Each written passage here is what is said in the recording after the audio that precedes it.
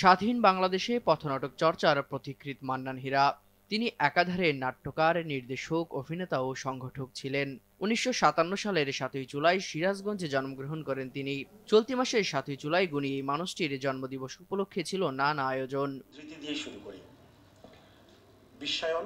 এদিন বিকেলে জাতীয় নাট্যশালার সেমিনার কক্ষে আমাদের নাট্যচর্চায় যা নিয়ে কথা হয় শীর্ষক বক্তৃতা দেন রাজশাহী বিশ্ববিদ্যালয়ের নাট্যকলা বিভাগের শিক্ষক রহমান রাজু। দর্শক যখন নাটক দেখে বের হয়ে যায় তখন কান পেতে শুনে।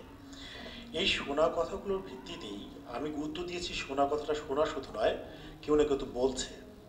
সেগুলোর বিচ্ছিন্নভাবে আমরা এখানে বহু সময় আলোচনা করেছি, সবগুলো একটা সমন্বিত জায়গা তৈরি করবো আমি চেষ্টা করছি, এইগুলো কথা হয়। রহমান রাজুর বক্তৃতার উপর এই বিষয় নিয়ে কথা বলেন বেশ কিছু গুণীজন। আমাদের দর্শক সৃষ্টি করতে পারি নাই যে আমাদের কিন্তু তার দোষ না, আমাদের ইচ্ছা প্রবল ছিল।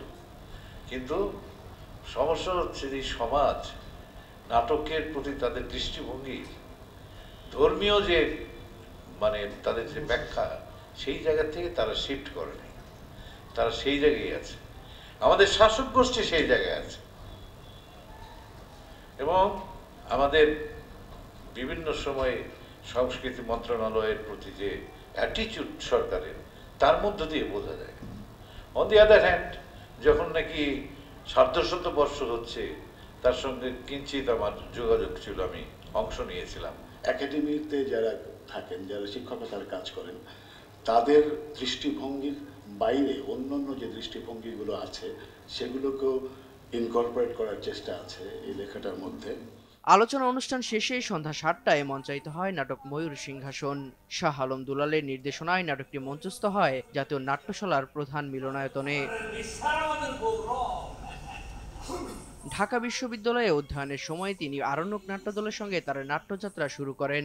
১৯৯৯ সাল থেকে মৃত্যুর আগ পর্যন্ত বাংলাদেশ পথনাটক পরিষদের সভাপতির দায়িত্ব পালন করেছেন তিনি। আরণ্যক নাট্যদলের প্রধান সম্পাদকের দায়িত্ব পালন করেছেন একাধিকবার। নাটক ক্যাটাগরিতে ২০০৬ সালে তিনি বাংলা একাডেমি সাহিত্য পুরস্কার পান।